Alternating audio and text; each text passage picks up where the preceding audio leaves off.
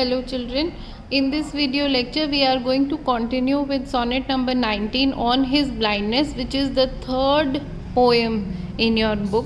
It is a sonnet by John Milton and we had started it in the previous two video lectures. In one I had given you an introduction of the structure of the poem, and in the last video lecture I had done about 6 lines where the poet had talked about his tragedy. Then he had also talked about what regret does he have. The regret, the most prominent regret that he has is the fact that he has not used his talent, the talent of writing poetry. He has not used it to the fullest, and now he is afraid that when my soul goes back to the maker, then what will I tell him? What account will I show to him? What have I done with my poetic talent? Have I wasted it? And he is afraid that God will chide him. Chide means God will scold him. And then this question, as I had told you, there are a lot of emotions that he is undergoing right now. What are the emotions? What are the prominent emotions that I had told you? The first emotion was the emotion of regret. Then his emotion was helplessness. And the last, which we see now here in this line, is the emotion of anger. In the octave, these are the 3 emotions that he undergoes. First is regret, then is helplessness, and then it comes to anger. What is the anger? The anger is on God. He is angry with God. I am reading this line. He says, "Doth God exact day labor light denied? I fondly ask." And he says, मेरे अंदर से आवाज़ आती है, I ask God, I question God. So in this line, which is line number 7, and I am writing over here, line number 7, the poet questions God in anger. And I am sure we are all familiar with this emotion. When something goes wrong, then we start questioning God also. We get angry with God also. How could God do this? Why did God do this with me? This is like an anger. We feel that it is injustice. Injustice Hindi में क्या बोलते हैं इसे? अन्याय. ऐसे लगता है भगवान ने हमारे साथ ही अन्याय क्यों किया है? This injustice he feels. He demands God to explain the injustice done to him. What is this injustice? This is basically the fact that God has taken away his eyesight at such a young age, and definitely the poet feels that this is nothing but injustice. So the question that comes to the poet's mind is that, now I am reading this line and please try to understand it. Doth God exact day labor? Doth का मतलब है does. This is an old English word for does. Does God exact? Exact means to extract, demand. And day labor means any labor, any job which can only be done in daytime, which means which can be done in light, not darkness. Okay, so he asks the question, and I am writing this. Does God demand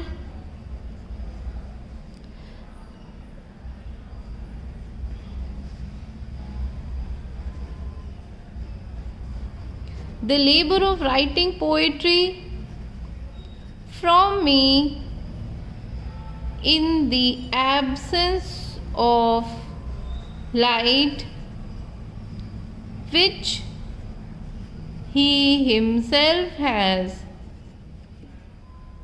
snatched away from me.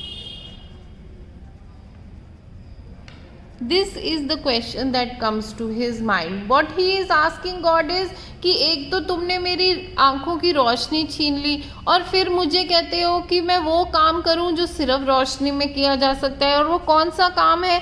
The labour of writing poetry. So he says, what kind of injustice is this? On the one hand, God has given me talent, and on the other hand, He has taken away the source with which I could use my talent, which means my eyesight.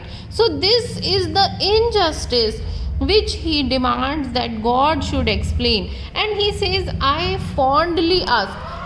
What is the meaning of the word fondly? Fondly means foolishly. So he says, I foolishly asked this question. And why does he think that it is a foolish way of asking the question? Because the very fact that he is questioning God is itself a foolish thing to do. He knows, because he knows from inside that whatever God does,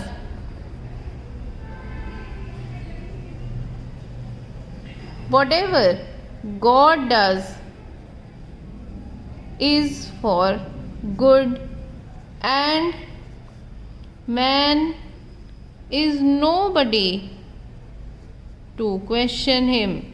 So, knowing this fact that whatever God does is for good only, he still questions God. So he says, it is so foolish of me to do that. And with this very sentence, the mood of the poem completely changes. Now we are moving from the octave to the sestet, and the mood of the poem completely changes. And we see that from line number 8 only, the mood changes from helplessness and regret to hope and optimism. So this is how the mood of the poet and also of the poem, the way he has written the poem, the language of the poem, it starts to change, and we see a complete hope, a light of hope. So from darkness to light, this is the kind of change that we look over here. And look at this line. This is line number 9, and he says, but it begins with 8.5 only. तो ये 9th line basically 8.5 से ही शुरू हो जाती है. When he says, but patience to prevent that murmur soon replies. And see how again a poetic device is used over here. Patience. What kind of poetic device this is? It is personification. You have done this in previous poem also. In Let Me Not to the Marriage of True Minds, the poet William Shakespeare had personified time. In the same way, in this poem also, Milton personifies patience, and he says, patience to prevent that murmur soon replies. What is the meaning of prevent here? It means stop. So patience basically is the, what can you say? In line number 8 to 9, it is patience which is like the inner voice of the poet, and it has come in the inner voice of the poet. It has come to explain the true meaning of God's actions and how man must react in difficult times.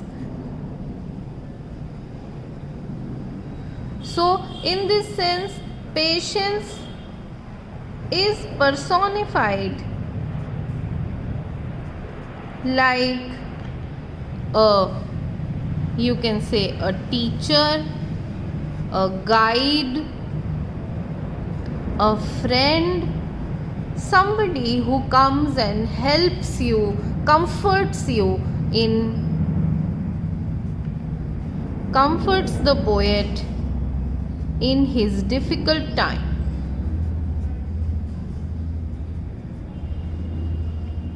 This is what a teacher does, this is what a guide or a friend does whenever you are going through difficult times and when you cannot find hope for yourself. Then a teacher or a friend or a guide comes and helps you and finds hope for you, finds positivity for you. And this is what the inner voice of the poet is doing right now. And what is this inner voice? This is patience. And the poet says patience has come to stop that murmur. What is this murmur? This anger with which he was just speaking right now. So patience comes and stops him. रुको रुको, इतनी जल्दी भगवान को मत गुस्सा करो, इतनी जल्दी भगवान को मत कोसो. And what does patience say? Patience says, God doth not. If you can see, it is an inverted comma over here and it is an inverted comma over here also. So these lines, the whole sestet, it is spoken by patience.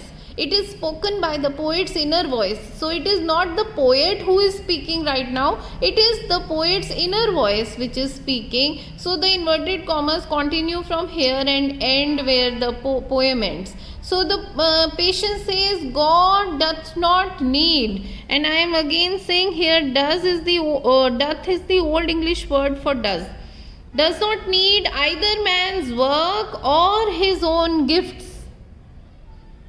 Abhi in the previous stanza, the poet was crying, he was feeling sad. Why? Because he believed that God will scold him. कि तुमने मेरे gift का क्या इस्तेमाल किया. So patience comes and says, God does not need anything from you. God is not demanding anything from you. God is giving, not taking. So why are you crying then? Why are you afraid then? God does not need either man's work or his own gifts. Who best bear his mild yoke, they serve him best. So from line number 9, 10, 11. I am going to write the meanings of these lines together. Line number 9, 10 and 11. And you can side by side look at the lines also. Line number 9 to 11. What does the patience tell? Patience tells the poet to believe in God's mercy, because God does not at all, God does not demand anything from man, neither any service, where he has written either man's work. He does not want man to work for him. God does not demand any service from man, nor returns of the gifts that he has provided. So God has gifted us a number of things, but he does not ask for any return. He does not ask man to serve him or return him any gifts that he has given him. And the meaning has not finished yet. He further says, then what does God ask you to do? If God is not asking for any service and God is not asking for any return of the gifts that he has given him, what does God ask?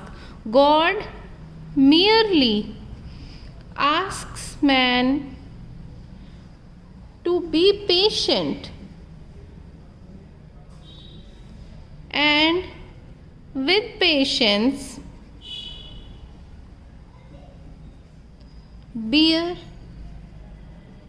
the burdens of life, or you can say the difficult times that life brings. If you see over here, he says, who best bear his mild yoke. What is the meaning of mild? Mild means light, halka. Yoke means burden. They serve him best. Whoever, who here means any man who with patience bears the light burdens that sometimes God puts on man, the difficulties through which God brings life. That burden, if man bears with patience, okay, without complaint, then you serve God best. If we do not complain, we do not be angry with God's decisions, then of course, then we are serving God the best. This is what he says, this is what patience tells him. And then it is further explained. Here he says, so this line number 12 is continuing from these two words. Line number 12 is continuing over here, and he says his state is kingly, where in line number 12, his here means God's. So his state means the kingdom of God. His state is kingly. Kingly का मतलब है it is royal. God is here described as a king. The image of God as a king. So this is very important. So what poetic device we can say that the poet has used over here? It is imagery. This is the poetic device that the poet has used. And the image of God as a king continues in the last 3 lines. तो यहाँ से शुरू होकर line number 12, 13, 14, the image of God as the king, the ruler and the most powerful is basically described over here. And in line number 12 he says, I think I will read all 3 lines together so we can explain from line number 12 to line number 14 together. He says, thousands at his bidding. Bidding means at his order. Here 1000 means thousands of angels are standing over there. Please just use your imagination and imagine the God sitting on the throne of heaven. So many angels have surrounded him and all of them are waiting for his orders. Whenever God issues an order that you go here, you go there, whatever order he issues, at that order, this speed and post, you must read these lines together. Thousands at his bidding, speed and post over land and ocean without rest. So he says speed and post means they fly with speed. Post means travel. So the angels fly here and there, travel from one place to another, sometimes over land, sometimes over ocean, without rest, without a break. This is the kind of kingdom that God is ruling over, where there are thousands and thousands of angels who are working for him and they are waiting for his orders. And whenever his orders come, they just fly from one place to another to fulfill those orders. And yet, in the last line, what a beautiful line in the end he has written. And this one line answers every question that comes in the mind of the poet. This one line answers every doubt that the poet has about the justice of God. The patience tells him they also serve who only stand and wait. So not just working, not just doing, but being patient, being happy about one's fate, even that sincerity is a great service of God. And this is what he says, that if so many are doing, there are others who are just standing there waiting patiently for their turn. And this waiting, this sincerity, this patience, this is what is demanded by God from man. So if we are writing from line number 12 to 14 in simple words, patience explains how thousands of angels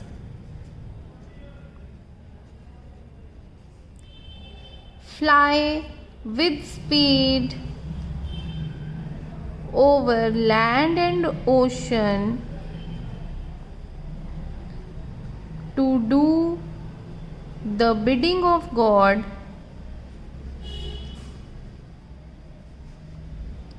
to serve Him and His orders. However, there are others also who serve God by waiting patiently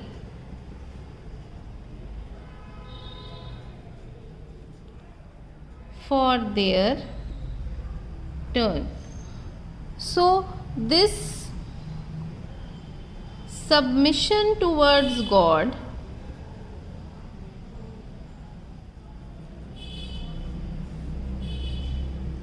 this sincere service to God and patience is what is demanded from man. So submission, sincere service and patience, these are what are required for man to serve God. And one should be basically, what is the, here the poem ends, but what is the moral, what is the theme that the poet has drawn from this experience of his life, is that man should be humble about his fate, humble and acceptance of his fate. This is important, very important, how man should be humble and how he should accept his fate and show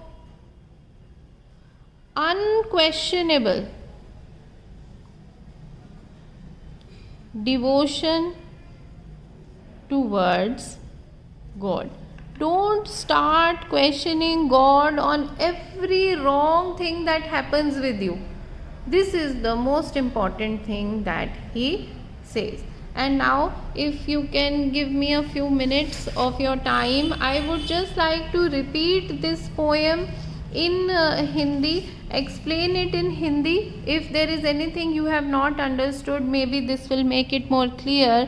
इस sonnet में John Milton अपनी life के experience से शुरू करते हुए कहते हैं कि जब मैं सोचता हूँ कि किस तरह से मेरी आधी उम्र ख़त्म नहीं हुई है लेकिन मेरी सारी आईसाइट ख़त्म हो गई है, तो मुझे ये दुनिया बहुत ही डार्क और बड़ी नज़र आती है. तो एक डर महसूस होता है कि मैं कैसे अंधेपन के साथ इस दुनिया का सफ़र करूँगा.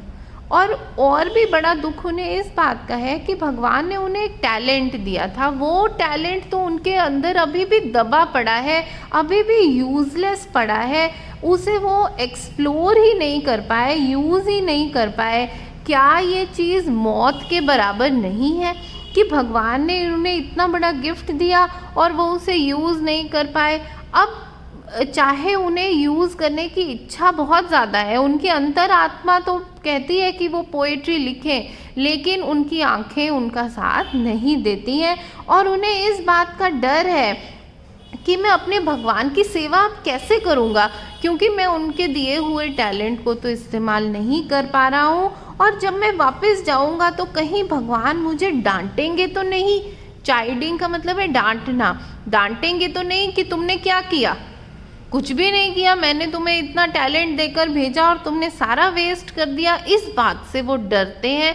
और इससे हमें ये भी पता लगता है कि पोएट जो है बहुत ज़्यादा डिवोटेड है, धार्मिक है, और आत्मा के अमर होने पे उन्हें पूरा विश्वास है कि आत्मा जो है वो मरती नहीं है, अंत में भगवान के पास ही जाती है और भगवान को जवाब भी देने पड़ते हैं। उसके बाद वो अपने गुस्से को कंट्रोल नहीं कर पाते और गुस्से में भगवान से पूछते हैं कि भगवान ये तुमने कैसा अन्याय किया है, मुझे आँखों से काम करने वाला, आँखों का इस्तेमाल करने वाला टैलेंट दिया और मेरी आँखें ही छीन ली। मैं गुस्से में ऐसा पूछ बैठता हूँ, लेकिन ये मेरी बहुत बड़ी बेवकूफ़ी है। उन्हें मन में ये गुस्सा आते ही उन्हें साथ के साथ अंदाज़ा हो जाता है कि वो सही नहीं कर रहे हैं। भगवान को क्वेश्चन करना अपने आप में एक बहुत बड़ी बेवकूफ़ी है, which he should not have done. उसके बाद पेशेंस, यानी कि पेशेंस को हम हिंदी में कह सकते हैं, हिंदी में हम कह सकते हैं पेशेंस को धैर्य।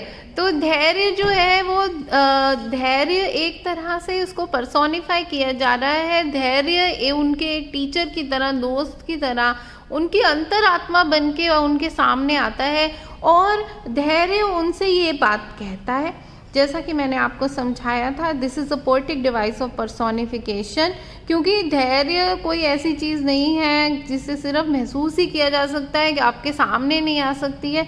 तो धैर्य को एक इंसान की तरह बोलता हुआ दिखा रहे हैं, तो इसका मतलब ये पर्सोनिफिकेशन है और पूरी 6 लाइनों में धैर्य ही पोएट को समझा रहा है।